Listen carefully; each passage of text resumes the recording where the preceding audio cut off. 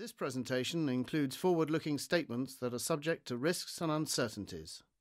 Actual results may differ materially as a result of various risk factors, including those described in the 10-Ks, 10-Qs, and 8-Ks VMware files with the SEC.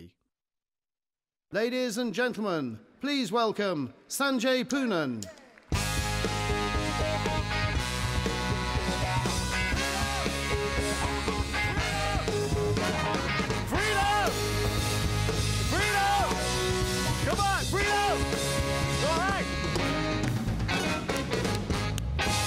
Give it up for the Big Barcelona Disco Little Hell Band. Thank you very much. Great to be with you all. We have a record attendance of 13,000 people here, so we thought we'd get you a live band. What'd you guys think of the show so far? It's been a great day. Thank you for the great keynotes, and thank you for all being here. Some fantastic announcements. I'm super excited to host today's keynote. We've got a lot of exciting things over the course of the next 90 minutes, so giddy up.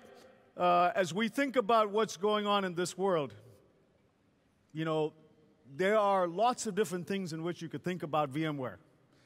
We've been known as a server virtualization company. Over time, we've tried to now be known as the data center. We'd like to be now known as the cloud infrastructure company. But there are two engines that fuel VMware that haven't changed over the 20 years of our existence. One is innovation. This company believes that what we can do, not just in technology and go-to-market, but starting with technology, is groundbreaking. Starting off with research by a husband and wife team that transformed what could be done in an x86 architecture. And much of you knew that early form of ESX has been the key aspect. But just as important to us has been an obsession with customer satisfaction. These two engines are sort of like the two engines of a plane. A lot of companies have incredible innovation, but they don't really care a lot about their customers. A lot of companies care about their customers, but don't have a lot of pipeline of innovation. When you can bring these two together, you get magic. And the plane can go a long way. And that's what we've been focused on. Innovation, from the beginning of the advent of this company. Server virtualization, fundamental, doing something that was exponentially better, not just incrementally better, exponentially better. 2009, I went to look back at some of the first patents that we filed. We were one of the first in the industry to invent software-defined storage. And driving the same software-defined aspect to every aspect of infrastructure. Then in 2012, when we announced the acquisition of Nicira, the world took notice when we said there was a different way to do networking with software-defined networking. And then as we put together the notion of a software-defined digital workspace, bringing together disparate technologies, virtual desktops, mobility, identity. I was very fortunate to lead that part of the business for the first 3 years of my 5 years here at VMware. Tremendously exciting what's going to happen in that area, which we'll talk about. And through the course of this year, and what's going to last us for the last 2 years, we've been really focused on this notion of a hybrid cloud, multi-cloud, and making networking something that ties together all of these aspects, what we call virtual cloud networking. This has been our theme. Innovation starts everything, but just as important has been that obsession with customer satisfaction. And this is all of you getting to vote on what the industry ranks as Net Promoter Score. There's an organization called Temkin Research that ranks, just like the J.D. Powers of organizations that rank airlines, ranks companies. And we've been very fortunate in the last 5 years to be ranked in the top 5, and this year #1. And we've taken that to a whole new level. Our customer support organizations rolled out now a solution called Skyline. It allows, with your permission, to track telemetry and take much of that information and make our support processes not just reactive, but extremely proactive. 1,000 customers of you have already signed up. I would encourage every one of you to be all over Skyline. We're going to take customer success to a whole new level. But the story of VMware is very simple. I want to just boil this down. I like to call it Sesame Street simple. Because, you know, Da Vinci said there's a tremendous amount of sophistication in simplicity. At the core of what we do in a data center, you could think of it like a human body. Compute's like the heart. Maybe storage is like the lungs that store stuff. Networking is like your nervous system. And management's like the brain, it pulls it all together. And when you do things in software, you fundamentally transform the data center. But that data center, as it moves to the cloud, needs a way by which you don't have to redo those applications. And that's the journey of the hybrid cloud. The same type of journey happens in the world of the desktop, moving mobile and to the edge. All centered around the core premise that applications are what infrastructure serves. Without applications, infrastructure wouldn't exist. And what ties us all together is security. That's very simply put our one chart. When I share this with our sales teams, I say this one chart, if you have to present our story with 100 PowerPoints, you probably have very little power and no point, okay? So we want to make this very simple to you. Now, this impact across has been tremendous over the years. It's impacted the way in which we think about cost. It's impacted the way in which we've reduced complexity. It's impacted the way in which we've reduced carbon, the 3 Cs, as I like to call them. The collective impact has been profound. And if you take that first part, vSphere, these were some of the first things we saw when we started the company. I wasn't here, but I heard stories about this that are legendary. People would send us their electricity bills and said, this is what vSphere did for us, ESX did for us before and after. Here's the electricity bill. It's in US dollars because, you know, the company was in the America based there. 80% reduction in something as simple as the way in which you do your cost management of power. And that impact was tremendous over the years. Thanks to you, the company, over the course of 20 years, has accumulated about $50 billion in revenue. Last year, we ended up somewhere around $8 billion in revenue and continuing to grow. One of the fastest growing software companies of all time. And I pulled up a study that was done in 2006, I think, of the economic impact that VMware has had. And that time, we just had 1 or 2 products, maybe compute and management. And it showed in that report that every dollar spent on VMware resulted in between $9 and $26 of economic impact in 2006. I could argue that economic impact's actually grown as our product portfolio has grown. But let's just say we take somewhere in between that 9 and 26 and round it up to a 10. That $50 billion of collective revenue over the 20 years has resulted in 10x of economic value to that. So $500 billion of economic value to you. And we're not done. This is one of the stories that's been the most legendary of all time in terms of economic impact. And that's what I wanted to continue to impress on you as you think about the future products. So we have 500,000 customers. I think roughly about 200,000 in EMEA. If you have experienced that type of economic benefit on compute, the first way in which you can embark on the journey in the private cloud is with software-defined storage and hyperconverged infrastructure. It is the easiest way to begin that journey. Compute, storage, and management together, and the economic impact is just as profound. We did some studies with IDC and a few other analysts and found that CapEx savings could be 40%, OpEx savings almost 60%, and the ROI in triple digits. Amazing what storage can do for you. It's the first place you can start. But not to be outdone, networking is a little trickier. But let me walk you through why this could also have a tremendous impact on you.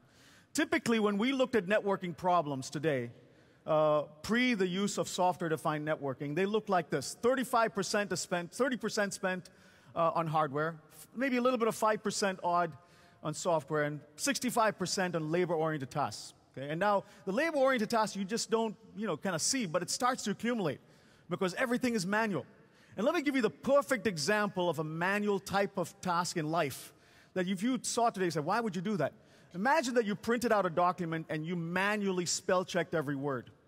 If you did that to you, listen, it's going to be error-prone, and there's a wonderful thing called a spell check. Why don't you do it? It's software-defined spell check. It's the same thing in networking. You'd be surprised how many of these tasks can be radically transformed through software. Okay, when you apply that principle, that chart starts to look significantly different. Certainly, you reduce a little bit of what you're doing because you extend the life of your hardware. We're not telling you you've got to rip out Cisco or Arista or Juniper. You optimize the use of your underlay and just going to invest more in the overlay. That investment in OpEx comes down significantly. And that's even before you think about some of the new areas that we are investing significantly going into the future. For example, just came out a few weeks ago was the Gartner Magic Quadrant on software-defined WAN. And who would have thought that VMware is the top right spot in networking? What do you guys think? Isn't that incredible? Thanks to every one of you who's invested in VeloCloud. We are just getting started. Networking is going to be huge.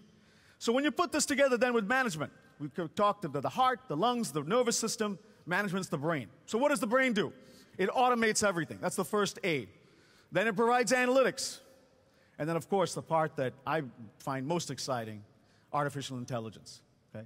And we're going to bring the power of artificial intelligence to make that same SDDC, which was the software-defined data center, the self-driving data center in the future. And you'll find things like Watson that we announced yesterday with support, making that a whole lot better. So when you put this all together, this is the money chart. If you weren't paying any attention to my slides, I see a few cameras coming up. This is the chart you want to capture, okay? Because it encompasses now, once you've got that foundation, where should you deploy this? Should you deploy this in a private cloud or a public cloud? Here's the study we did, again with a group of analysts, with 1,000 VMs, and said, listen, let's take a traditional hardware architecture with a little bit of software virtualization. It costs for that type of environment 4.5 million euros, okay? Traditional on-prem with a little bit of virtualization. Now you go full on, the full SDDC stack on-premise, you reduce the cost quite a bit, 2.9 million euros with an on-premise infrastructure, private cloud, full software-defined data center. Now you have a choice. You want to take that app and redo it, refactor it, migrate it to the public cloud. On the surface, it's a little cheaper. But when you add up the cost of refactoring and migrating that app, it gets more expensive. We think the most economic option, and validated by some of our analyst friends, is this hybrid cloud option of deploying this in a VMware cloud, like, for example, VMware Cloud 80%. We get a 40% reduction. So it's profound, okay, what we can do for you as you think about the economic impact of all of this. So summary, the data center moves to the cloud. We want to ensure with you a timeless, okay, way in which you can think about economic impact. Whether you choose the private cloud or the public cloud, you need VMware in both environments, okay? So with that, it gives me great privilege to bring our first panel onto the stage, who are going to talk more about this part of the journey with us. Join me in welcoming Fran Heeren from Vodafone, Erez Rakmul from Playtika, and Ed Higgs from Mentical. Gentlemen, welcome. Thank you. Fran, thank you for being here. Thank you.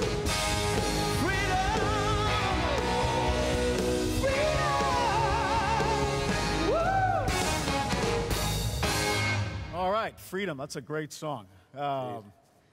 Well, listen, when we talk about that sort of any cloud, any app, any design, that's sort of the freedom we want people at. One of the clouds we talked about yesterday, Fran, was telco. And it's amazing, Vodafone's one of the biggest brands in the world.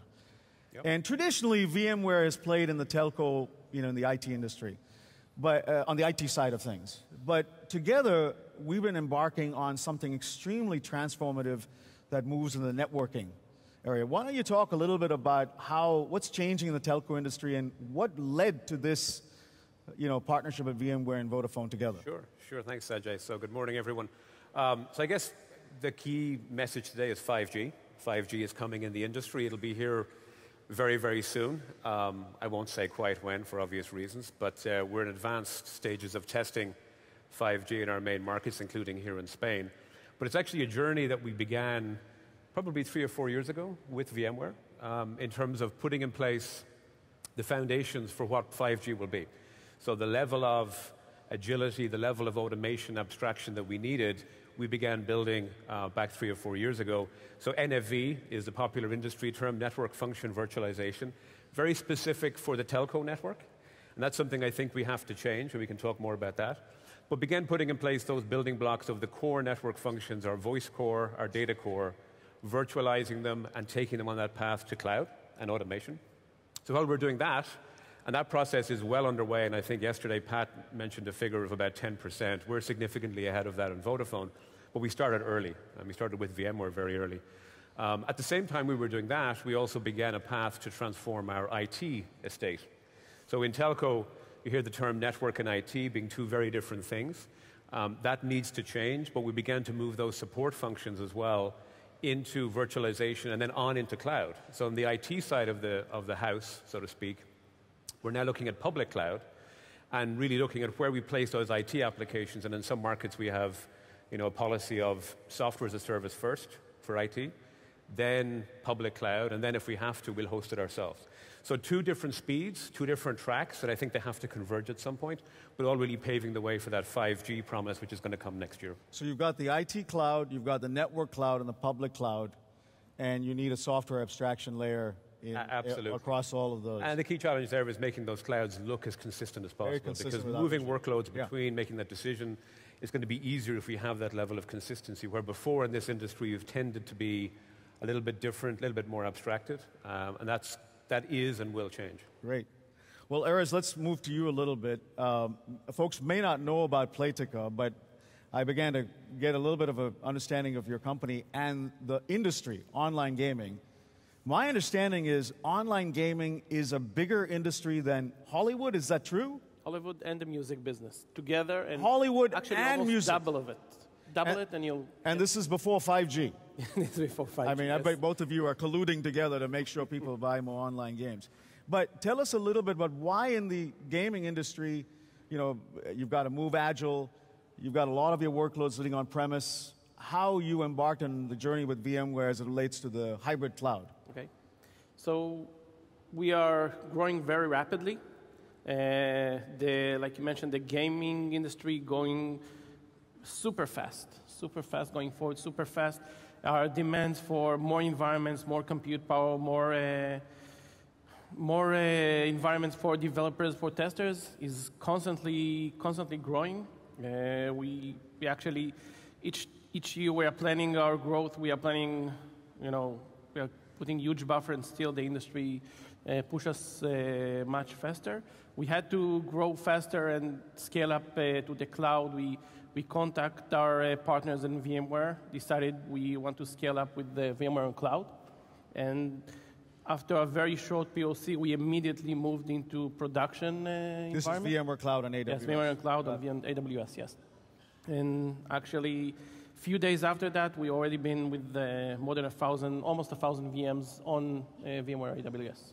So that's great, and we've watched those VMs grow. The bulk of your workloads are still on-premise in the private cloud, but as you embark on this journey in the public cloud. And it gives us great flexibility. Now, you didn't stop there. I mean, you were also keen enough to say, hey, I'm going to go embark on this journey with us in containers, and became one of our first adopters of PKS. Yes. Why so? So for us, the container journey is a natural course for a technology company like ours. It gives us also, again, flexibility and agility in develop faster, the containers technology. And for us, using PKS is actually give us the ability to enjoy both VMware management capabilities and the flexibility of the containers in Kubernetes. So for us, it was a win-win situation.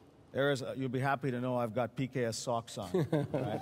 So all the PKS fans were happy to know, and you saw us make the announcement yesterday of the acquisition of Kubernetes. And I just want to reinforce for everybody in the audience, this is a significant move for VMware. We are making a big bet on Kubernetes as the container platform, seeking to become the enterprise platform company for Kubernetes. And if you've seen these ads, these have been ads in some of the airports, like you'll see this at London Heathrow Airport.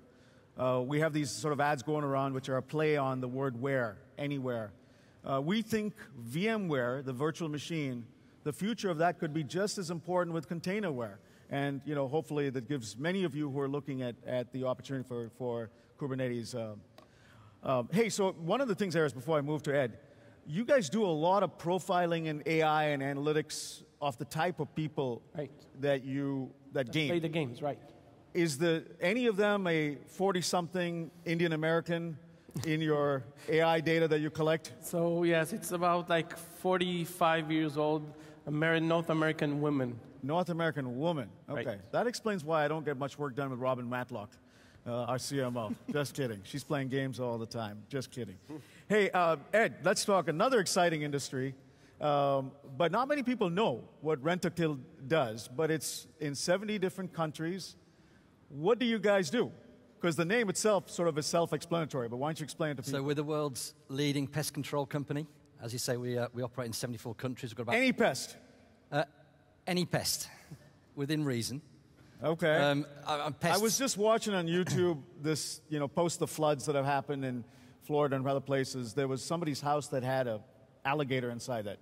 Could I call Rentokil for that situation? I'm pretty sure you can. We've got some quite diverse teams around the world. So in Indonesia, for example, we've got a specialist Python team. Python saving in Indonesia. Python saving. So not long ago, we had about 12 people had to go and rescue a 16-foot python, and there's pictures of them all very happily parading this python, found underneath the kitchen sink. All right, okay, let's get back to software. But when you think about it, that just scares me, the idea of Python in your backyard. But when you think about software, you made the big bet with us on software-defined storage and vSAN on-premise. And you're managing hundreds of terabytes in that environment. Is that right? That's correct, yeah. We've talked a lot about the buzzwords over the last 2 days. We've talked about agility and simplicity, cost-effectiveness. And really that solution for us ticks all those boxes. We've reduced our footprint in the data centers. We've reduced the amount we spend on power, etc. And really, for the management overhead, it's really reduced it. So the complexity, the simpleness of managing it has really benefited us.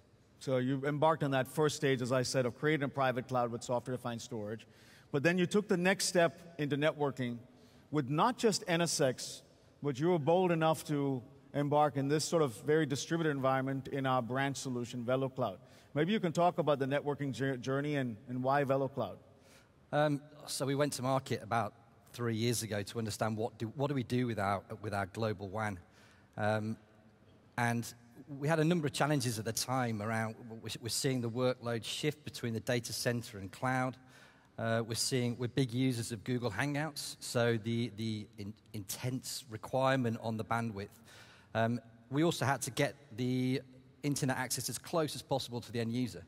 So going back to those buzzwords, we've now got about 500 sites globally on the VeloCloud solution across 34 countries. And it's a great success. So going back to those kind of buzzwords, agility, we're very acquisitive in Rentokil. So we've bought 80 companies since the start of 2017. So for us to be able to bring those on within a matter of days, as soon as we can get a box to site, we can bring those on securely onto our network. It is simple. So you don't need a load of CCIE qualified people globally. We've got a small number of SMEs who create the architecture, create the templates, profiles, and then actually doesn't take someone from IT to plug it in locally. And cost effectiveness is obviously key for us. We're migrating the UK next year. We're achieving up to 500% of the bandwidth with multiple links, resiliency, at about 80% of the cost. That's great. And I know that you're also doing stuff with us in Workspace ONE. I could have had you in both panels, the one next coming in next. Gentlemen, I'd like to understand a little bit of where you see your world going. Maybe I'll start with you, Fran. There's so much of where 5G is going to transform everything, but just maybe point to a few things of what your vision of where you want to take some of the things that we're doing together into the future. If I think of just the cloud itself, I mean, cloud is the short answer to the question, I think. And I mentioned earlier, traditionally we've had these very clear differentiations between our different technology estates. That's going to go. It has to go. And for us, it becomes a workload placement problem, right? So you heard terms like NFV, VNF, and so on. Everything is a workload. It's an IT workload. It's a network workload. The challenge is, where do you place that workload based on its demands? Things like latency, security, price. And if we look at all the different possible locations for someone like Vodafone, we've got our main technology centers. We have 3 in Europe. We've then got regional or local technology centers in every country where we operate. We'll have the edge technology centers. So you're moving out more towards the customer to handle latency challenges. And then you have public cloud and multiple choice there. So the challenge is having a scientific process and a motion-free process for saying, where do I place this workload, whether IT or network? And then when you make the decision, having a tool set and a tool chain to make that happen easily. And I think that's where VMware's portfolio plays well into this. And remove those differentiations. I think you'll see it happen faster on the IT side in terms of that multiple choice. On network, we'll extend to the edge. But I wouldn't say never in terms of network functions running in public cloud. We're seeing some very interesting experiments being done by public cloud providers on some core network functions. I think the challenge will be less of a technical one and more of a legal regulatory challenge there as well. But for us, it's key. Give us a common tool chain that gives us a holistic view of all of those options and lets us make the right choice for the business. Great. We're running out of time, but I would like to ask you guys all one last question. And be nice to us as we ask you this question. I'm sure that things VMware can improve. Any of you like to talk about what we could do better? So I think that what I would like to see in the future is more on-demand services. On-demand services. On-demand services.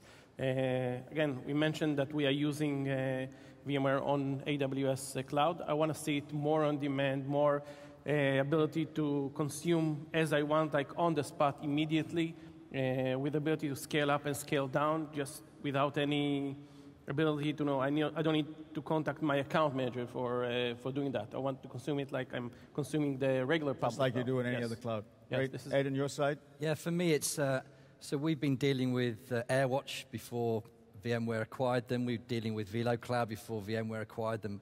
And really, for us, I've not seen any evidence yet, but it's more of a kind of, I don't want to lose the essence and culture that those The smaller innovation of those companies startups. bring. Absolutely. While we bring scale to it, don't Yeah. lose the innovation of startups. Very So it's key, more the partnership, the way in which customer we success integrate startups, acquisitions. Fran, on your side? I'd say very simply, help us to be less different. I think, while you're differentiating in your portfolio, we're trying to, and one of the questions we ask ourselves in Vodafone in making technology choices is, what's the rest of the world doing? If we're making a telco-specific choice, we have to ask ourselves why. And I think, helping us move and transition and align towards the rest of the world as we go towards cloud, where the responsibility for resiliency, for example, moves to the software and less about the hardware. There's things that you can do there, I think, that will really transform what we're doing. That's great. Well, gentlemen, thank you very much for taking your time to be with us. Very inspirational. Give it up, folks, for Fran, Erez, Sanjay. and Ed. Thank you, gentlemen. Thank you very much.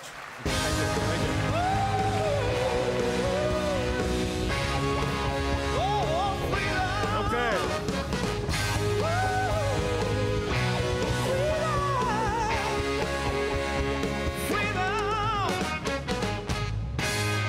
So if I were to summarize what you heard there, in essence was, listen, agility across the board. People want us to move fast. They want software to be able to move fast in any of these environments, whether it's a traditional Vodafone to a more modern sort of Playtika. They're looking for the type of innovation that can move really fast and also ensure that as they do this, VMware scales with them. And you heard in many of these places, there's a blend of software abstraction in any of these clouds. So hopefully those are applicable to all of you in any industry that you're in. The top part of that same diagram that I talked about is where we want to go to next, which is the data center moved cloud, and now how does the world of the desktop move mobile into the edge? Okay? And I think that that's also very profound, because if you think about the 7 billion people that are in the world, maybe 1 billion of them are working, maybe 2 billion of them are working for some company or the other today, and every one of them has a phone. Okay? In some countries, people are getting to the internet now directly on the phone and not through a laptop. Many of those billion people have a laptop and a phone. And that landscape today, what we would call a fleet of devices, of end-user computing devices, are in one of these three forms of operating systems. They're Apple, Google, Microsoft. When I did my first keynote here 5 years ago, I asked people how many people had iPhones, how many people had Android phones, and then, I'd ask how many people had a Windows phone and BlackBerry, and one person raised their hand, and I said I'd pray for them, okay? But that world has changed. I'm not going to do that survey now again. But nonetheless, today, all of you probably have an Apple iPhone or an Android phone, and you have a laptop that's either Windows 10 or Mac. And Windows 10, thanks to Microsoft, they've actually gotten better. So this world has now become one where the heterogeneous landscape of laptop, tablet, and phone has to be managed and secured by a Switzerland vendor. That's not tied to one or the other. It's very hard for Microsoft to manage Apple devices or Apple to map Google devices. They just don't build core integration and engineering together. That's what we've done. And what we've also done is taken together very disparate spaces. This industry has always been amazing to me because it's VDI and MDM and IDM. It's just a whole alphabet soup of acronyms. And what we've created is a mountain of morass. No offense to any of these vendors. They're all very good. And then a whole bunch of labor to pull it together that costs you probably of the order of 44 euros per month to integrate. And we want to make this at least 70% cheaper with Workspace ONE. That's the economic impact that we're trying to create in the end-user landscape. And what did we do as we did this? And there's some lessons that I would share with you as we did this, both from the engineering perspective and working with you. It starts with the way in which you bring together two very simple concepts of simplicity and security. When you go on your life's journey, you don't lug around 3,000 CDs for music. Music comes to you on iPod and iPhone and iTunes. That's simplicity. Why do you have all this experience that's so complex in the world? We've got to learn a lesson or two, the enterprise companies from consumer companies in making things simple. Vice versa, the consumer companies now are starting to learn a lot about security. See what's happened to Facebook this year. When we can bring these two together, there's absolute magic in consumer simplicity and enterprise security. We took this to heart, and we put all of our product managers in our end-user computing team, and actually now many parts of VMware, through the Stanford Design School. Okay? And it brings together some very simple principles of viability, desirability, and feasibility, where you could bring together business people and technology and train your product managers to think in the mind of a consumer or customer. And it's amazing what results in terms of design-centric thinking. It's a very applicable concept. I'm not making a plug here for specifically the Stanford Design School, but many of these design school principles here in Europe also. What's resulted is similar to that description I showed to you in networking. Nobody would have thought of VMware in the networking space, okay, 20 years ago, or even 5, 10 years ago. Nobody would have thought about VMware in the mobility space. And here we are, thanks to every one of you. And, you know, I think 60, 70,000 customers in end-user computing. We've stayed number one the last 4 or 5 years and plan to stay that way. So with that, it brings me great pleasure to welcome on stage our next panel. And join me in welcoming Eileen Jessup, Andrew Plunkett, and Farjeel Lamrabet. Thank you. Give them a hand. Thank you. Thank you, Eileen. Thank you for being here.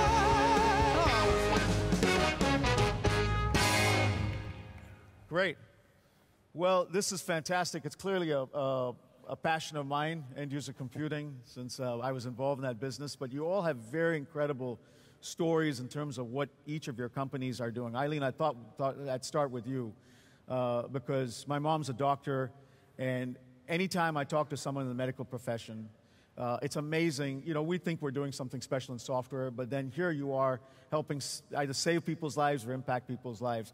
Maybe you can tell us a little bit about the Christie, part of NHS, and you're focused on cancer research, and how you're using software to change the workplace there. That would be good to start with there. Okay, a bit of background on the Christie. It's a Manchester-based organisation. It supports 3.1 million patients regionally, but it also treats patients, international patients. It's world-leading single-site cancer centre. It's one of the largest in Europe. And it's an extremely exciting place to work with. We've probably about 500 live trials going on at any one time. We have an ambition to increase that over the next few years with some of the initiatives that are underway at the moment. But from an IT point of view, we've got to get a more streamlined service within the hospital, and that's where my role is really quite fulfilling in doing that. So we've got loads of opportunities around improving our outpatient service where VMware is going to really help do that. And I can go into a bit more detail on that. That's great. So we, most patients who come to the Christie have complex cancers. And so they've already had a diagnosis in another organisation. And when they come to the Christie, for any one visit, they may see 4 or 5 different people in 4 or 5 different clinics. And we are, at the moment, developing a solution that will start to streamline those patients when they come into hospital. They will know where their first stop-off is, which clinic, and from that clinic, they will then get routed to the next. And the staff will always know where the patient is, and the patient will always know where they're going. So their journey is much, much better organised. And for the clinicians, we've got to make their workspace work much better for them. So they access many disparate systems, and it's a nightmare for them. So it slows the process down. We can have patients waiting in our outpatients department for up to 2 hours, which is, you know, for such poorly patients, it's not a great experience. And we've got a huge ambition at the Christie to really make that patient experience a good one, coupled with the high quality of care. So for our clinical community, we are looking at building out Horizon View for session persistence, single sign-on, and hopefully speed up that process over the next few months. And then you've got AirWatch for your mobile devices. So Horizon on the virtual desktop side with you, and then AirWatch for mobile device. Yeah, Great. so we've got a huge increase in the things that we are hooking up to our electronic patient record, and that's only going to increase over the next few years. So our AirWatch deployment is going to be much, much bigger over this next 2 years. Very great, and it's similar to what we hear at many other hospitals. Healthcare have been some of the first pioneers of that any app, any device type of story. Andrew, everybody knows about Airbus. It's a sort of a household name. We either fly on that plane or an alternative plane. Before we get into your story, is there ever going to be an Airbus that can fly me directly from San Francisco to Bangalore? Absolutely. Soon? Very soon. So Okay, we've got our great. first flight now, New York to That Singapore. there's a lot of folks who take that flight to, if I could put a small request in for the speed up of that what is it going to be, 3 something. But tell us a little bit about the workplace. What I've been amazed about your story is the way in which this large organization, 100,000 odd employees, has made some bold moves in the way you're thinking about modern technology and modernizing the workplace. Talk a little bit about your vision there and what you've been doing in the workplace and how VMware fits there. Yeah, so I joined Airbus at the end of May to take on the lead for digital workplace. And really what I've joined is a company probably going through its biggest rate of change in its history. I mean, it's common to many other organizations. We've got digital transformation happening in our manufacturing processes. We've got the threat of digital disruption coming from outside. You only have to look at SpaceX to say, well, they're completely transforming the way we launch satellites into space. Airbus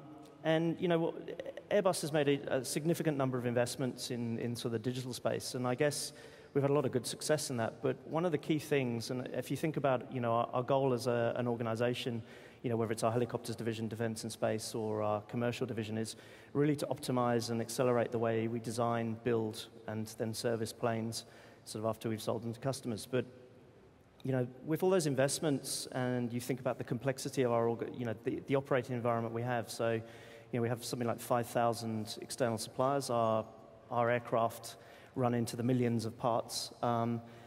And trying to do something in that sort of environment, thinking about the people is where you really have to focus on collaboration. There's been a really active decision by Airbus management to focus on enhancing the workplace capability. So we've obviously made investments in Google, and then significantly with VMware as well. I mean, it was only 2017 where we were still running an entire BlackBerry estate, and we've used Workspace ONE within a year to actually sort of migrate 50,000 people almost from. Wow. From So BlackBerry you've got 100,000 odd employees. They've got laptops, Windows, and probably Mac. Yep. Is that right? And then That's you've correct. got a fleet of mobile devices in the tens of thousands, 50, 60,000 iOS, Android. So this is a very disparate, heterogeneous landscape. That's correct. And you're yeah. also looking at Chromebooks, I understand. Starting to look at Chromebooks, also looking at MacBooks probably more seriously as well. From our perspective, our company builds airplanes, they build rockets, and they build helicopters.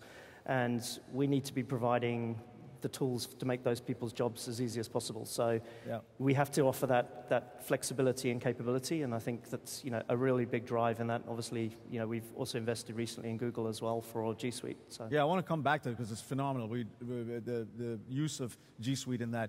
Virtual desktops for many of the 3D types of modeling types of use cases, VDI, and then also mobile devices for the any app, any use case. Farja, maybe we can move to you. What I love about your story, no one would have thought that, everyone's seen the Louvre in Paris, okay? That's a 100-year-plus museum, thousands of arts, just absolutely famous. But there's a Louvre in Abu Dhabi, and it's the 1-year anniversary. Exactly. Your use case, which I want to get to in a second, but tell us a little bit, your 1-year anniversary, and you have some special announcement that came out today. Yeah, exactly. So Louvre Abu Dhabi, in fact, a very iconic building, cultural beacon environment. It's a universal museum that opened 1 year ago. We are today celebrating our first year anniversary. And we are really happy to announce that we have reached more than 1 million visitors in 1 year. Wow, 1 million visitors in 1 year. Can we give her a hand? That's amazing.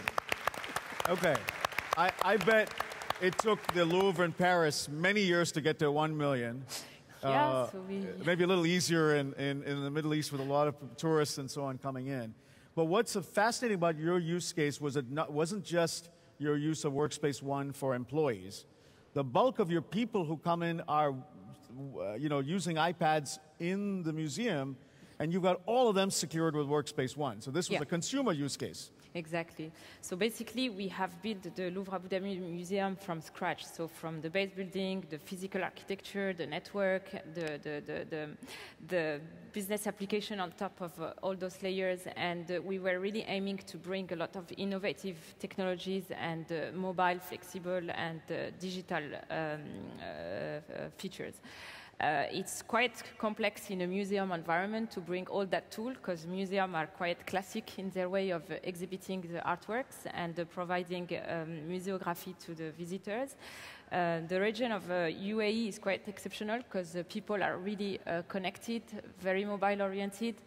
So we are really aiming to allow a very, very specific and unique journey for every visitor, customize the visitor journey for each individual by bringing iPads, virtual reality, augmented reality. We are really aiming to reach and enrich the visitor's experience throughout.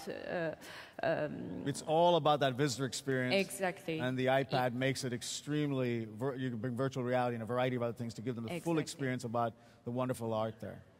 And I want to come back to you because most people have been used to using, the traditional Windows laptop, Office, Exchange, and so on and so forth. You guys made some bold changes. You're obviously welcoming Macs. You've got obviously Windows real estate, but you're also bet big on G Suite. Tell us a little bit about why the Google context and how Workspace ONE integration with Google is important to you. So I guess one of the key drivers in that collaboration, empowering our employees, better sharing of information, which is a key tenet of our strategy going forward. So it led to the decision, obviously, we were looking at, we had on-prem solutions, we were looking at both Office 365 and Google, and we evaluated over, I think it was the best part of a year, the two products alongside each other, and sort of what we got to, and I've used 365 and Google for years, and, both very good products, but I think the decision for Airbus was really, as well as the assessment sort of coming out overwhelmingly in favor of sort of the Google product for Airbus, it was really also the opportunity for driving change and transformation in the organization. So it's a product that does things differently. It has a lot of common features, but it does things differently as well. So for us, it was as much a vehicle for driving sort of transformation of our organization or supporting, and getting people to sort of look at how they've been doing things for years and actually using that as a bit of a vehicle to say, is there a way of doing this differently?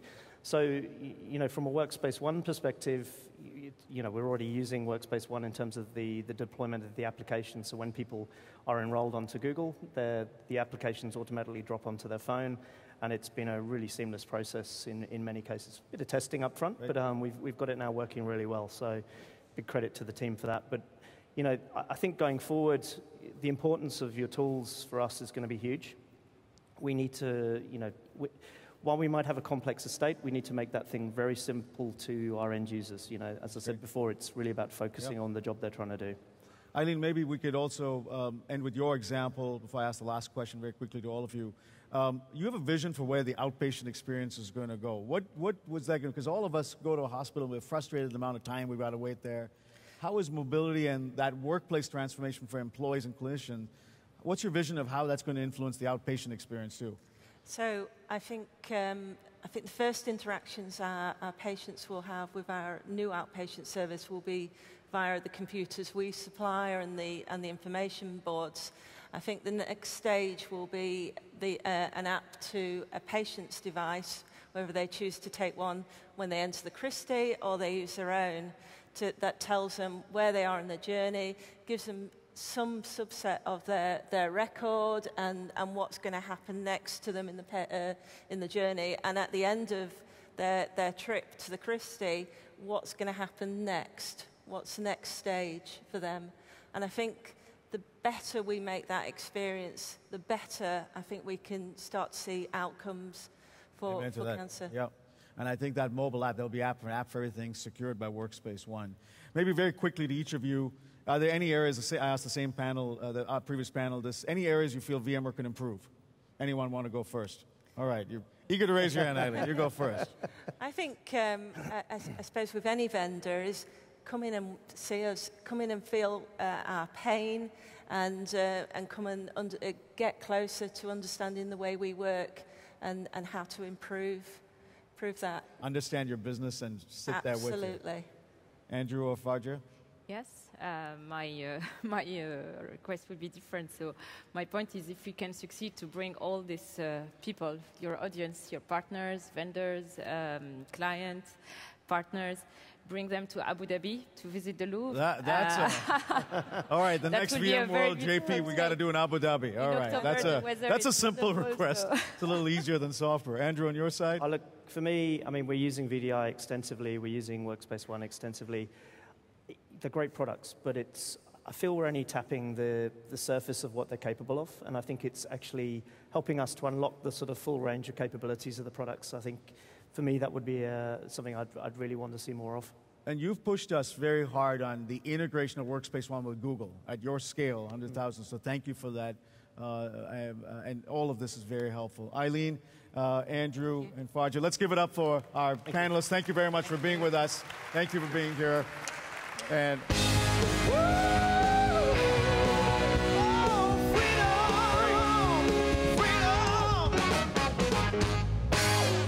so what you heard in that panel was, in essence, how they're trying to transform their workplace. And not just the workplace, but how they transform the consumer experience, because the consumer is going to come in with mobile devices.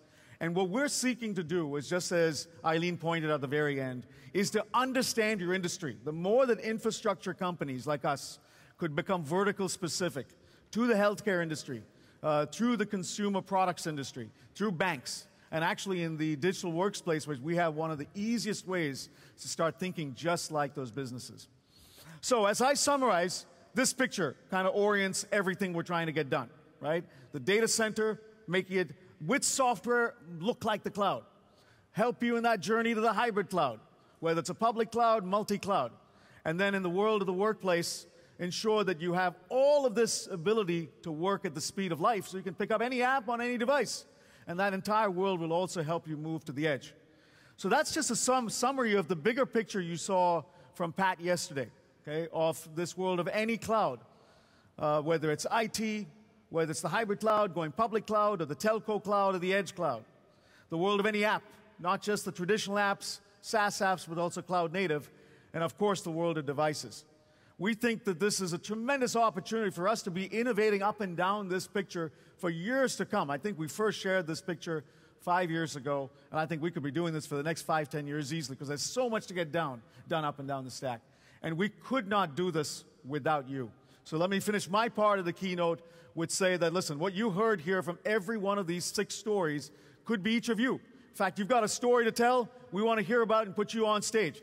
Possibility begins with you. Thank you very much. And to now take on the next part of the agenda, please welcome on stage our fabulous CMO, Robin Matlock. Robin?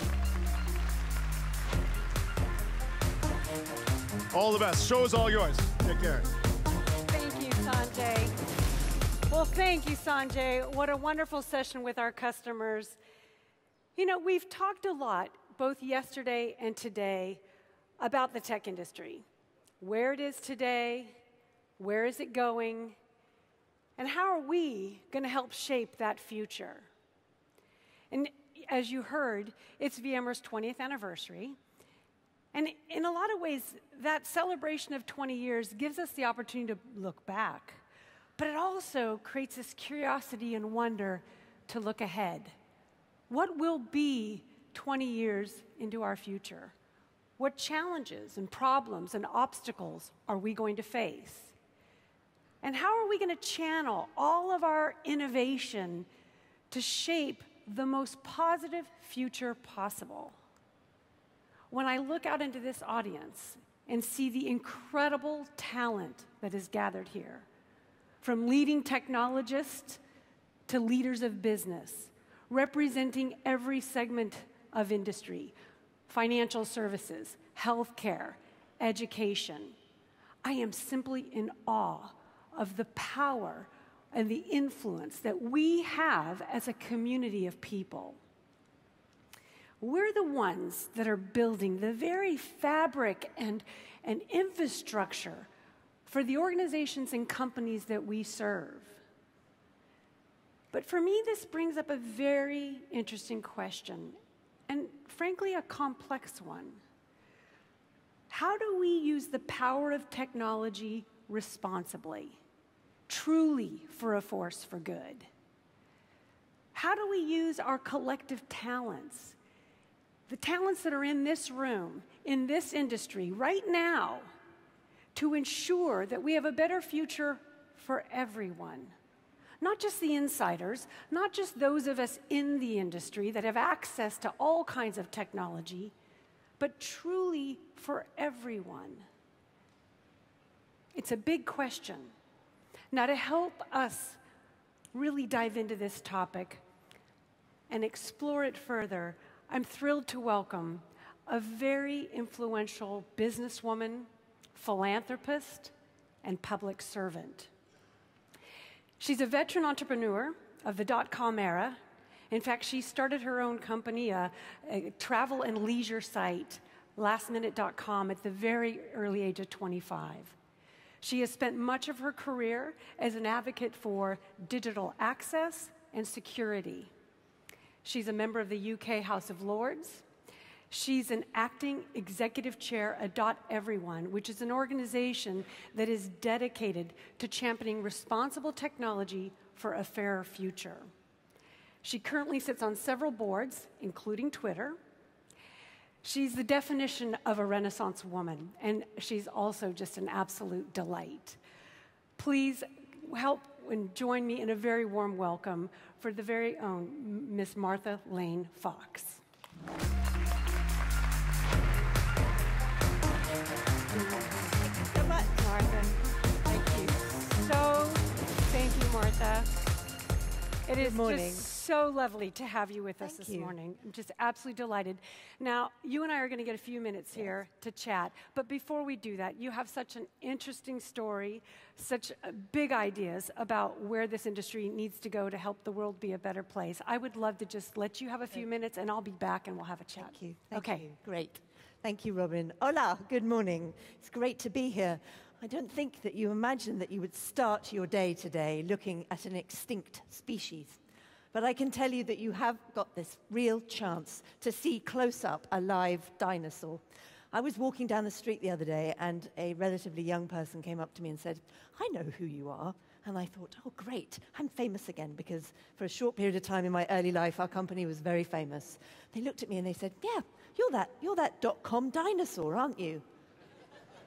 And I thought, well, I'm 45, not 45 million years old. But, you know, I can't really disagree with them, because I've had this very long and strange experience of technology. As Robin said, an amazing experience, age 25, back in the late 90s, starting a dot-com business at a time when the world felt so very different. I'm sure many of you here remember it. You know, I was an excitable young woman who felt as though this incredible promise of technology was going to change everything, that there were going to be businesses started all over the world, that it was going to lead to a democratic reawakening, that it was going to redistribute a whole load of incredible opportunities and resources. And to a degree, that's happened. But I'd like to talk to you a bit about how I see that journey, how I feel things have changed in the last 20 years, but more importantly, the action and the things we can do to make sure that the next 20 years not only are brilliant for our industry and everyone here in this room, but also help us solve the biggest challenges that we face. You know, back when we started lastminute.com, 1998, the things that felt important and the things that we were doing were really quite simple, actually. We were trying to encourage more people to live their dreams at unbeatable prices, a strapline I wrote at about midnight when I was really struggling with what our kind of branding should be. The unintended consequences of the things that we were building didn't feel quite as significant as some of the unintended consequences that we now see the sector has faced. I was trying to think about kind of the story that best illustrates that, and I thought, oh, you're probably a friendly crowd. You won't mind if I tell you a somewhat indiscreet story. So Brent, my co-founder, was always fantastic at challenging us to copy whatever was happening on US technology websites. You know, we were in Europe, we were kind of at the vanguard of building electronic commerce here in the UK, convincing people to put their credit cards into the internet. But we didn't really have the same technological edge as many US companies. So when Amazon did something, Brent would email me at any time of the day or night saying, why haven't we got this? Why aren't we doing that? And one of the things the features that we embedded was the fast buy function. One click, and all of your details get put into the same category as the time that you used the website before. It was quite hard to get right. We did it. We put it live. About 2 weeks after it went live, my head of customer services, Justin, came and stood by my desk and said, okay, clever clogs, you think you're so good at customer service. You deal with this customer. I thought, no problem. I can definitely deal with this. Got the phone. 10 minutes of a screaming man, and I couldn't work out what on earth had gone wrong. The fast buy function. Because, of course, it's brilliant when you're going on holiday with the same person that you were going on holiday with the first time you used the website. It was slightly less good to be using it when maybe you weren't going with your wife on the long break you had with your kids. Maybe you were going on a mini break with someone that wasn't your wife, and maybe the tickets had been sent to your home. Pretty bad. But I think we can agree, although on a personal level that must have been quite devastating, on a sort of geopolitical level it wasn't actually that bad. So the unintended consequences in the late 90s didn't feel quite as profound as maybe they do now. Now, just to share my own personal story with you a bit, I left lastminute.com. We'd been through the IPO. We'd seen the first dot-com crash. I sometimes say I'm one of the first people to have survived a virtual crash in the stock markets and then a real-world crash in real life. I left the company. I fell out of a car. I broke 28 bones. I spent 2 years in hospital. And my life changed forever, particularly my working life, because I had to reorganize what I do and my portfolio of interests. And I share that with you, not because I want sympathy, perhaps to explain a little bit about my leopard print stick, but mainly because it did make me think about what I wanted to do with the rest of my working life in a different way. I think it forced me to reassess and prioritize in a different way. And that's why, for the second half of my career, I've tried to focus on how to make sure that technology impacts the maximum number of people in the most responsible and meaningful way. And I got this incredible opportunity to explore this more when I was asked to become the digital champion for the UK. I first worked for Gordon Brown and then for David Cameron. Now, I'd worked in technology my whole life. I had no real kind of thought about some of the people that had been left behind by our amazing revolution. And yet now I'd been asked to look at how to make sure that technology was being used for the maximum number of people and how to make sure that everyone in the UK was brought in on this incredible empowerment and incredible tool that we had used to such advantage at lastminute.com. Now, back then, this was nearly 10 years ago, there were about 15 million adults in the UK who'd never been online, about 20% of the population. You might think, well, why does that matter? And sometimes it's easy to forget that half the world doesn't use this technology. But I look at it a different way. Imagine when we are all able to connect and when we really have embedded digital skills and digital understanding at all levels of society. Now, this was brought home to me particularly importantly when I went to visit a city in the north of the UK called Leeds. It was a very, very rainy day. I'll never forget it. I thought, oh, what am I doing? How can I have rebuilt my life so that I have to trawl around on trains that are late to really random places to go to community centres to talk to people about how they use technology? And then I met this young man who looked at me and said, I would be dead without the internet. And I thought, really? You know, that feels like quite an extreme statement. I can imagine you might be dead because of a whole bunch of reasons, not because you had never used the internet. And then he told me his story. He'd been found in Leeds, smacked out of his head on drugs in a bus shelter, unable to do anything. He'd been taken to somewhere to dry out, to get back his life in order a little bit. And after a few weeks or months of having had, his recovery, someone said to him, you really have to start thinking about what skills you need. This was a young man who'd been in a care his whole life and so on. And he went to a drop-in centre that was helping people learn how to start businesses. But what they were actually doing was showing people the tools of the modern age. And this young man realized he had a very good sense of music, and he started to make music, and he started to sell music, and he started to get gigs doing DJing in local places. And he was earning, not a lot, but enough to make him feel as though this was something he could build on, and this was something he could use every day. And he said to me, without this, without the internet, without that connection into other people, without that ability to make a small amount of money, to feel that dignity that I now feel, there is no question in my mind that I would be back taking drugs and I would probably be dead. When I'm thinking, oh, this work is boring, no one's really interested, no one cares really about making sure that the most vulnerable people are using technology, I think about this young man, and he sits on my shoulder, and it's incredibly powerful and motivating in order to keep going. So I worked for quite some time trying to help more people in the UK use the internet. And then I started to think about how services that government delivers affect some of these most vulnerable groups. Because we have this funny thing where the people that use government most kind of get the most shitty services.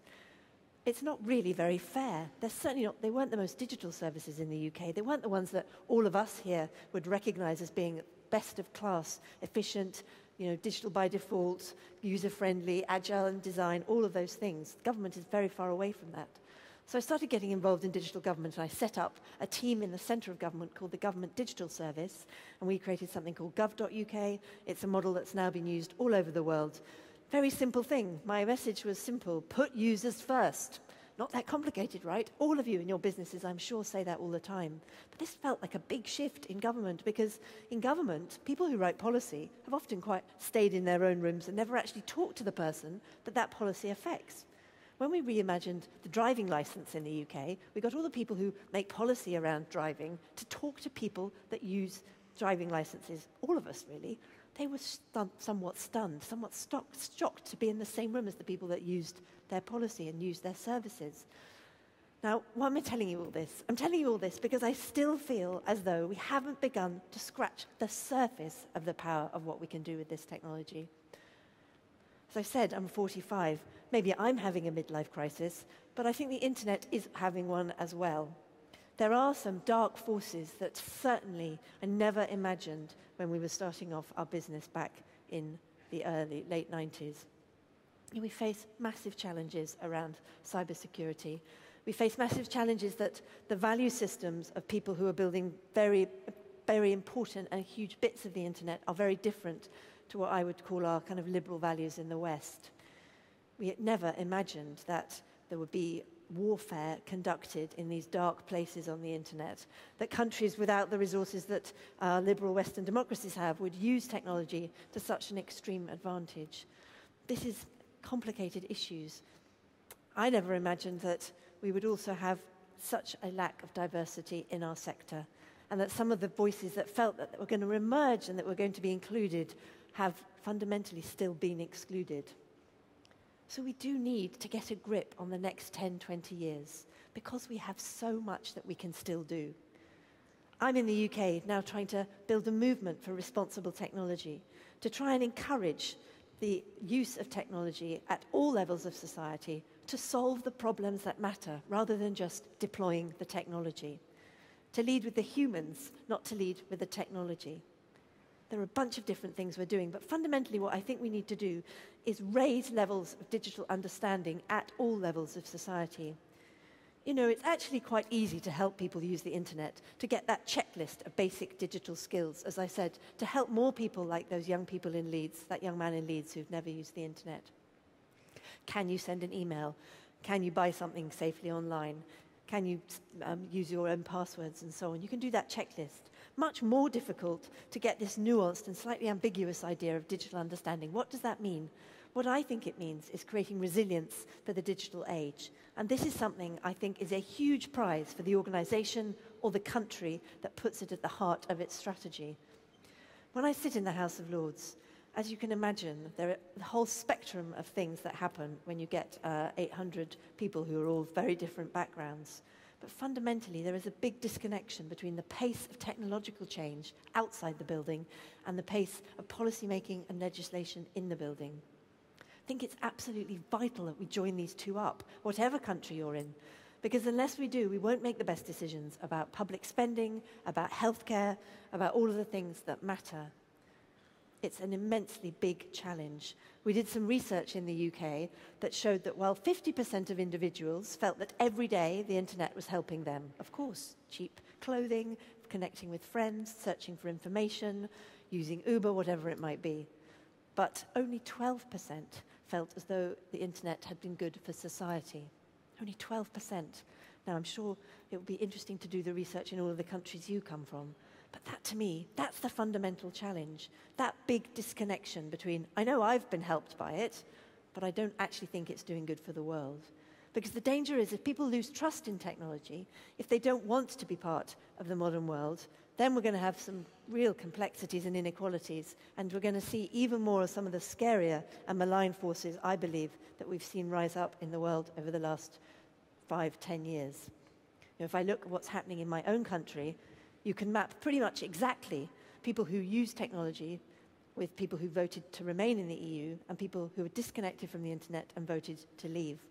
Now, it's a clunky example, it's not exact correlation, but there is something about physical disconnection and feeling disconnected.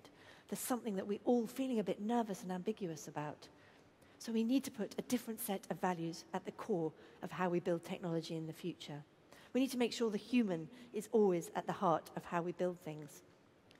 Everyone, the organization that Robin mentioned, is a small charity that I started building a movement for responsible technology, an internet that works for everyone. And I'm going to give you an example of what I mean.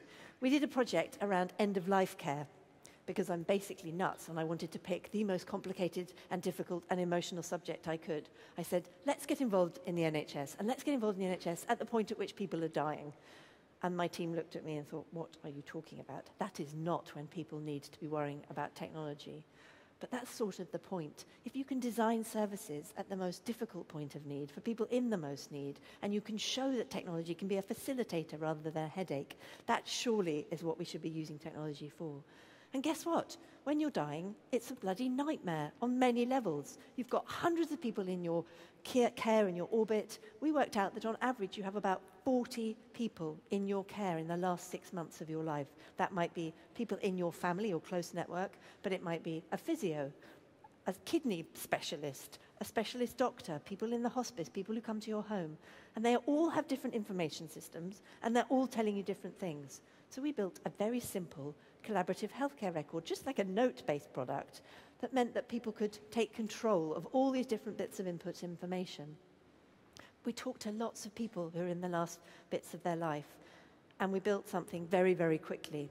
Now, that's not a product that we actually have scaled into the system, but the idea was to show that when you start from a different place, you start talking to the users about their real need, even at the point in their lives which is arguably one of the most important and difficult to navigate. You can use technology to create something empowering and brilliant, something that takes a little bit of the pain and the headache away from the things that people are feeling.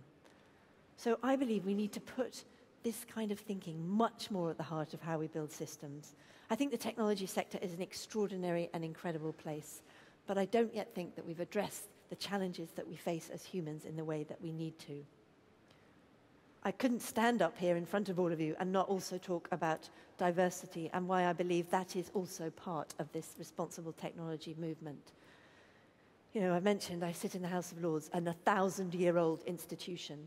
It has a higher percentage of women than the technology sector, than the internet technology sector, which didn't exist 30 years ago. Why does this matter? Well, I think it matters for many reasons. It matters because of about power and hierarchy and money and value, but it also matters because it doesn't make any business sense. To give you one example, Apple, when it released its HealthKit, I think it was in late 2015, maybe early 2016, big product launch, they'd had hundreds of people working on it, very, very, very well received, apart from half the population. Because guess what? This health kit, which was meant to measure all of the bits of your life, your walk, your health, heart rate, all of these things, had absolutely nothing to do with female health. Nothing. Nothing to do with babies, nothing to do with periods, nothing to do with the menopause. So Apple had to recall the product, redesign it, start again. Incredibly expensive and just stupid. Why was that? Well, partly because there was not one single woman on the development team.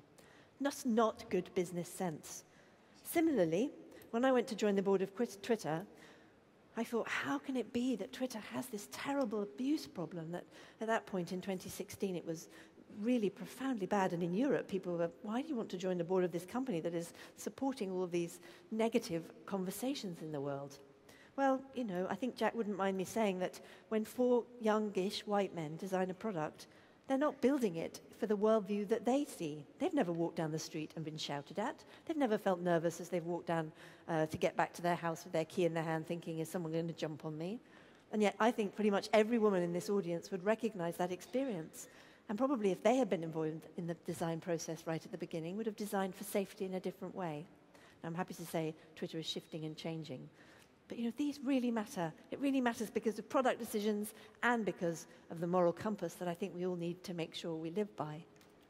So I am determined to help try and make sure that the next 10, 20 years does really feel different to maybe the last 10 years in tech.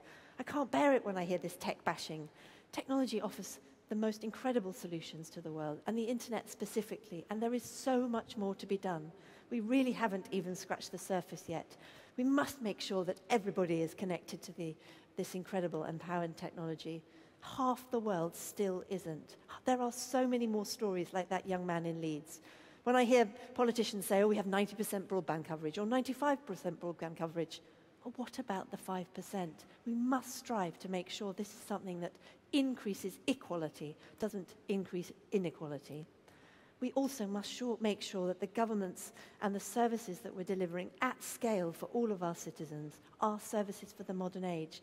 We must make sure that our legislators and our policymakers understand this stuff, because otherwise we won't be making the best decisions that we could. And as individuals, I urge everyone to be curious about this technology and to encourage debate and conversation about its use. This is how we'll build resilience. This is how we're going to crack the biggest challenges over the next 10 years. I've been somewhat dispirited by the lack of conversation, not here, but generally, about the climate crisis and the IPCC report that came out a month ago. We have 12 years, guys. We have 12 years to reverse some of this stuff. How are we going to do that if we don't put technology and innovation at the heart of thinking about this enormous, enormous threat to humanity? I am not an alarmist. I'm an optimist. I think we can do this, but I think we have to re-engineer ourselves slightly. I think we have to focus on the things that matter. We have to ask about the context we're building things in and the consequences of what we're building. And I think we have to do it really fast. So let's go. Please join me on this journey to build a movement for responsible technology. Please help me to ask the questions about how we're going to really make sure innovation solves the right problems over the next 10 to 20 years. I can feel that we're all ready to get going. So I'm going to shut up. Thank you very much for having me, and I look forward to the questions.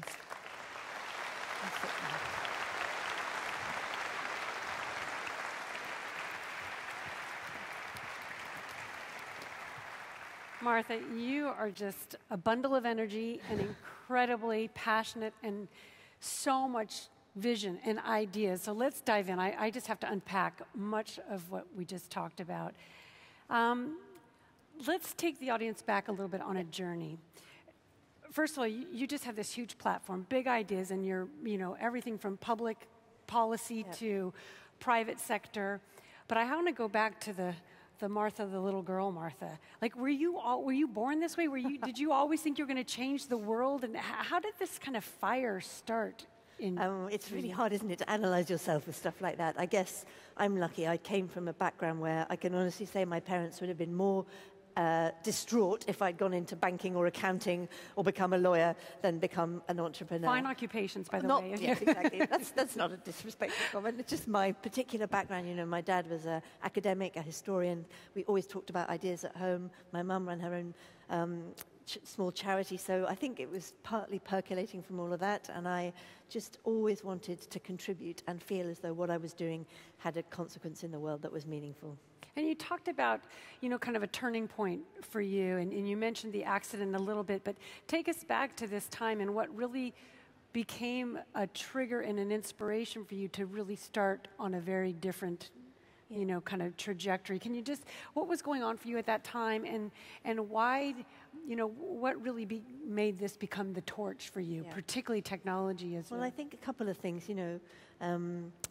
firstly, it sounds kind of obvious, but when you spend 2 years in hospital, you are actually disconnected. You know, I was unable to move pretty much for the first 3 months. I was flat on my back. I had all this metal and all this stuff. And all I could do was send text messages with one finger to my friends, which when you've had a lot of morphine is not necessarily a good idea. So they get this total garbled stuff that meant absolutely nothing. But I think what that period of time made me realize was what it was like to be actually disconnected from things. So I'm sure that was became very personal for you at that point. But also, because I like solving problems, I would look at the way the systems were working around me, and I could see nurses and doctors working without, you know, the tools that the people in this room are deploying every day. And, you know, I was lucky. I was in some of the best healthcare places in the UK with some of the most extraordinary people working around me, but still they were struggling with Wi-Fi, with database systems, you know, with stuff to make their life better and easier.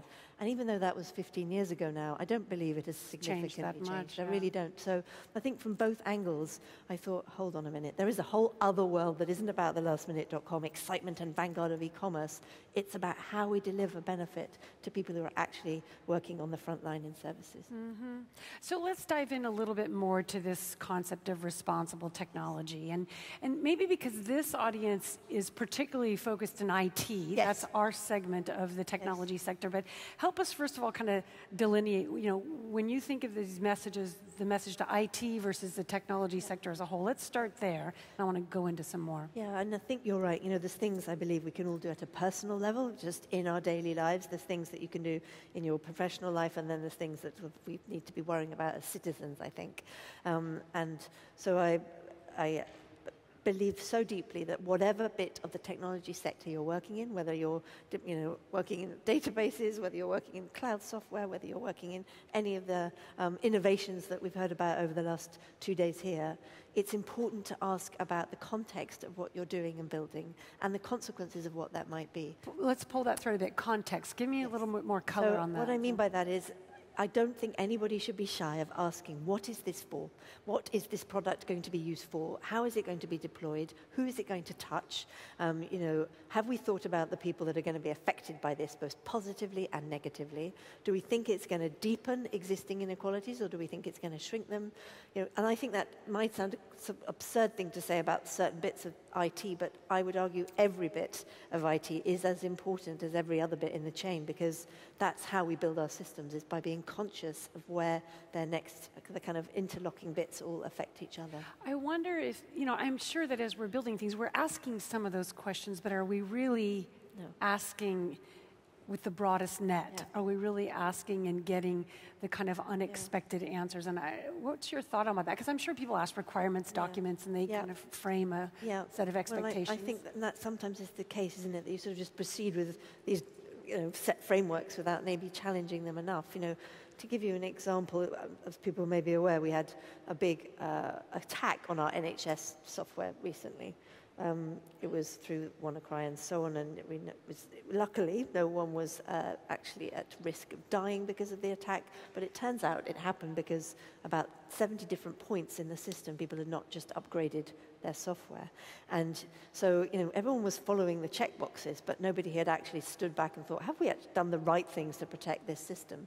And I think that those are the really important things that we have to make sure that we're doing. We have to be conscious of the negative and proceed trying to double down on the positive. And we talk at .everyone about 3 C's. We talk about context, contribution, and continuity. And I think they're quite good frameworks to have in your mind. So what's the context of this? How's it going to be deployed? Who's going to be affected? The continuity. Are there people that are not going to be able to do what they've done in the past? And is that bad or good? And how are we going to help them to make sure that they're not displaced or just, you know, out of the chain? And the contribution is about, do we understand what the transaction is that's going on here? Where's the value being created? Is it obvious whether it's going to one person or another person? And you know, these are hard concepts, but I think rooting them, that's our framework, but trying to find those frameworks can be very helpful. I want to go to that middle C and talk about, you know, really the workforce and preparing the workforce. And there's kind of 2 dimensions. There's the up and coming workforce, and are we doing the right things to prepare our youth to enter the workforce and contribute and carry, you know, many of these causes. And then also let's later then dive into maybe what we need to do with the existing workforce. So let's start with education. You're obviously involved in Open University, but what's your perception on how ready are our youth to dive in here? This is where I begin to become a bit less optimistic. You know, I would love to hear your stories, but if I look at the countries that I know a little bit, certainly the US and the UK and some bits of Europe, you know, there are not, I think there need to be industrial strategies for skills and training. You know, it should be as important as your telecoms infrastructure, your sort of human infrastructure, because the world is going to change so fast that all I believe we can really make sure we do is equip people to be able to ask the right questions, to be as curious about technology as possible, and to have that deep technical skill where they can build on what they might be able to do. So I think that very few governments have taken the issue of human training and skill as seriously as they have building the pipes or the clouds or whatever it might be, but I think that's what's needed. So what are some of those gaps in particular that you think are... If I just look parochially in the UK for a minute, we have 600,000 empty jobs in the tech sector right now, forecast to go to 1 million by 2020. So imagine that up across Europe and then, you know, times the world. These are huge numbers, and yet we don't have a really consistent plan about how we're teaching young people both to fill those technical jobs or for people like me to make sure that we have as diverse audience of job for people for those jobs as possible. You know, I studied ancient and modern history. I can't code. I used to keep a book of Java on my desk at lastminute.com so people wouldn't quite know whether I could understand what they were doing. It's quite an effective strategy. But it's so vital that we help young people to understand that this world is exciting and vibrant and that they can solve problems if they join it. And it's really important that we also make sure we have this diverse range of people and skills as symbols, because you don't have to be the coder and the software developer to play a big role. Look at us. We're both women who look slightly different to how people might imagine people in this industry. So I think we've got to be broad-ranging in how we present opportunities to young people. And do we have access? I mean, do youth have equal access to education? And then once they're there, are they, that's your point about the content. I think it's absolutely vital that we do. I don't believe it's happening at the minute consistently. To give an example, again, in the UK, we introduced into the curriculum at the age of 6 coding. So all young people theoretically are being taught to code. Now this, on one level, if you're the policymaker, looks amazing. Look at this tick, the UK is doing something forward-thinking and extraordinary. At the execution level, there is £5 million as the total pot to train all the teachers in the country about what coding is. I mean, this is absurd. And also, what are we teaching them? Is coding really the right thing? I mean, yes, that's very important, but are we going to alienate some kids? I just feel as though it's a perfect example of how the direction of travel looks right, but the execution and the detail is wrong, and we need to match those two things. And what's your perception of the role of the private sector? Yeah, and, obviously, there's an army of volunteers here. Well, this is fantastic. I know I've got at least 2,000 people signed up here. It's really important as well, I think, that organizations see this both interrelationship into how they can help build young people's skills and capacity, apprenticeships, programs, mentoring, I'm sure, lots of the things that organizations here are doing. But also, if I was leading any bit of an organization now, I think you just have to have a different view of lifelong learning. You don't have a set of skills in the same way that you bring to a job and that's it, tick, you're going to be in that career. If you're my age, 45, I read recently that you'll change your career or your direction of travel about 11 times in your life. Still quite a lot, but it doesn't feel insane. If you're 20 years old right now, you'll have 22 different career pivots, changes in your life. 22. We've got to equip young people and we've got to equip organizations to be able to be flexible and to be able to navigate that changing landscape. So I think as leaders and as organizations, we also have a responsibility to make sure, are we still training people with the right skills? Are we encouraging people through organizations that a big part of what they need to do to deliver the organization is continue to learn?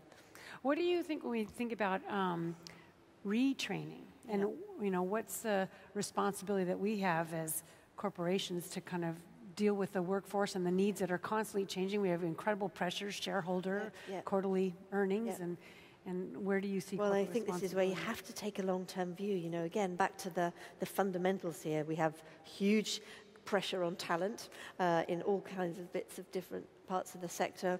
It's hard to recruit, it's hard to find great people, so I think we're going to have to make these imaginative and creative leaps about where we find new talent. So that's about being bold in helping retrain people into our industry that might be outside it, but also our own people, and retraining them with different skills. To give you an example, there's an incredible woman in the UK called Dame Stephanie Shirley. She should be, in my opinion, on a statue in a square somewhere in London. In the 1960s, she came to the UK on the Kindertransport out of Nazi Germany, and she built a business in the late 1960s, all employing women, working on big, scary government contracts in the technology industry. And by the late 70s, she had thousands of women all working from home, doing projects like the Black Box for Concorde and the Polaris submarine, as she said, really easy, light touch, feminine kind of subjects. She was amazing, and I often think of her because if she was doing that in the 70s, 60s and 70s, women working from home on these kinds of projects, what are we doing? We are using so little of the talent that we could use. And I'm not just talking about gender. I'm talking about reaching into different communities to build capacity. Could be by socioeconomic group, by race, whatever it might be. But I think about her as inspiration because she had a different model of working in exactly the areas that we're talking about today. And yet we seem to have lost some of that creativity and imagination. So let's pull that thread a bit and talk about diversity inclusion. 2 women on stage. You got to bring it up, everybody. So let's go there. I mean, obviously, in the tech industry, we know we have a long ways to go still. We do not have parity. But talk a little bit about your experience, and obviously, you're an incredibly successful woman. How have you navigated this? How have you prospered? And how do you think the industry needs to change? And more, we talk about this all the time, but help us be hard-hitting. What are the big things we got to do? Yeah, I mean, as I mentioned, this is about good business sense, and you've heard this 100 million times before. More diverse teams lead to more successful results. I think people get that. Certainly, the nice people in this room get that. But then you look at what's happening, and it's just not moving. I was dispirited to see some research done by McKinsey and the World Economic Forum recently, which looked at how long to parity in various different industries. I'm scared. I haven't read. So I looked, selfishly at things that affect me. So I was looking at politics. Well, it's going to be 74 years before men and women reach parity in politics. Well, you might know that in the House of Lords, you get there for life. So maybe if I have my longevity of what Silicon Valley thinks I might live to 120, I might see us reach parity. Business, a bit better actually. I think it's about 35 years. I thought, well, I can live with that. Then you look at STEM, manufacturing, technology, anything to do with engineering. Never. We will never reach parity. Because at this rate of change. Because we're going backwards. We're actually going backwards. And it really matters. It really matters because we want our women and girls to be included in the future. We want them to design the best products and services. We were talking earlier. Plus, it's an untapped workforce. Yeah, it's an untapped workforce. And also it builds better products and services. I was recently reflecting on Alexa. How many people in this audience know a young woman called Alexa or a young girl? Well, I would imagine quite a few. Is it okay that we shout a young woman's name at a box in the corner with no please or thank you, and we expect a woman's voice to just give us an answer? I don't feel comfortable with building that in society. Thank you. I have 2 young boys, right? They're 2.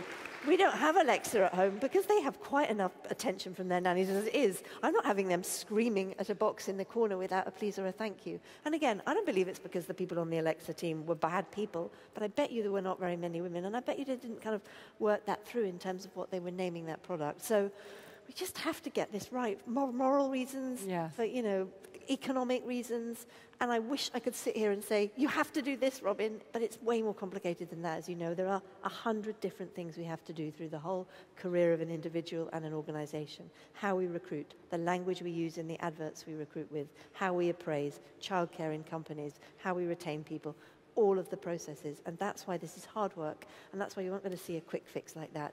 But it takes leadership, which I understand you have at VMware, which I'm happy to hear. And I think we're really working incredibly hard at VMware, really hard. I'm very proud of the work that we're doing, and yet sometimes you feel like you're climbing this mountain and you've been putting all your energy into it, and then you look down and realize you've moved like 4 inches. Yeah. You got a whole mountain ahead of you.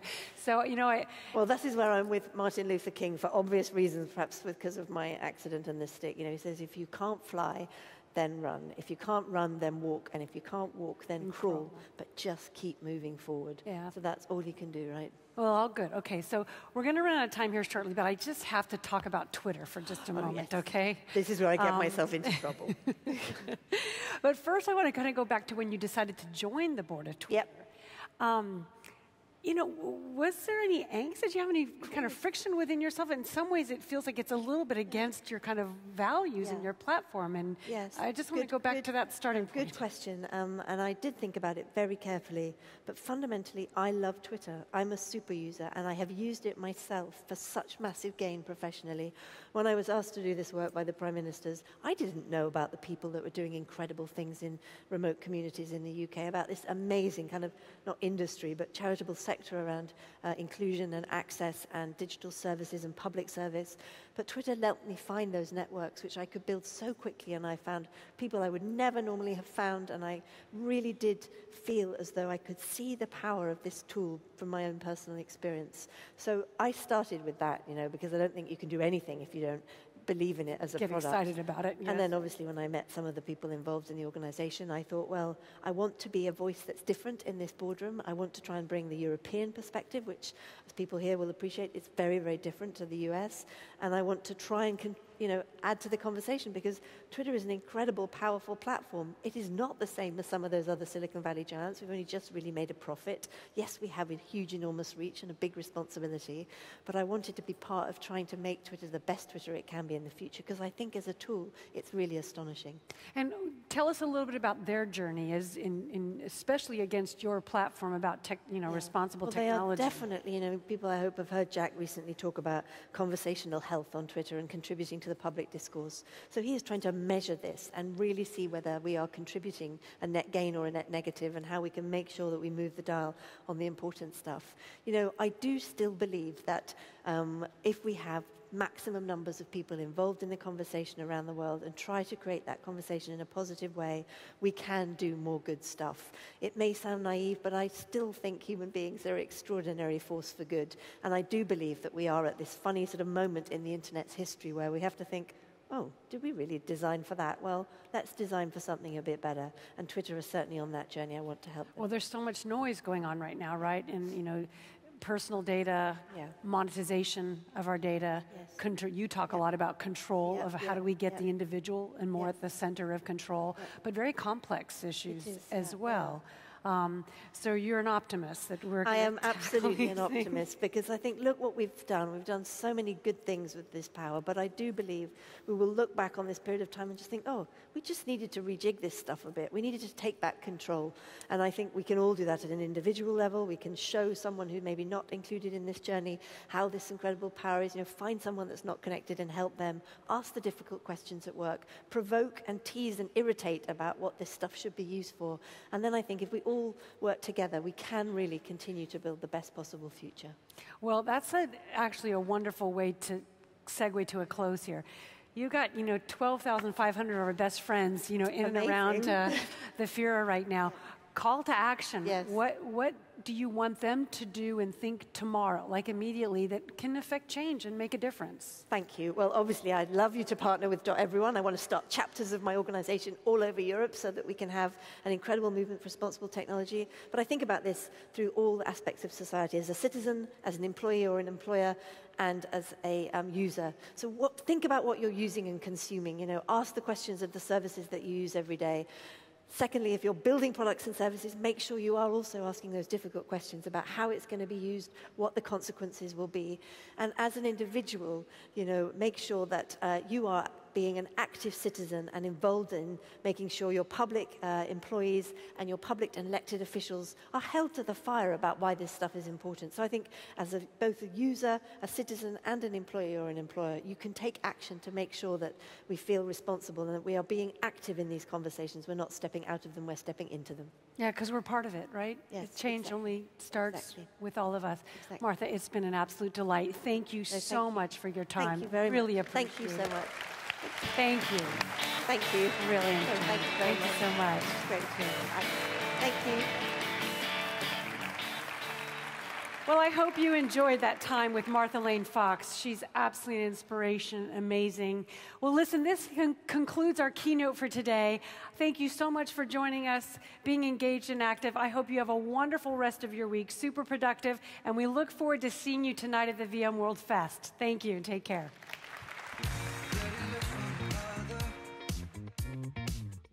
Never special occasion.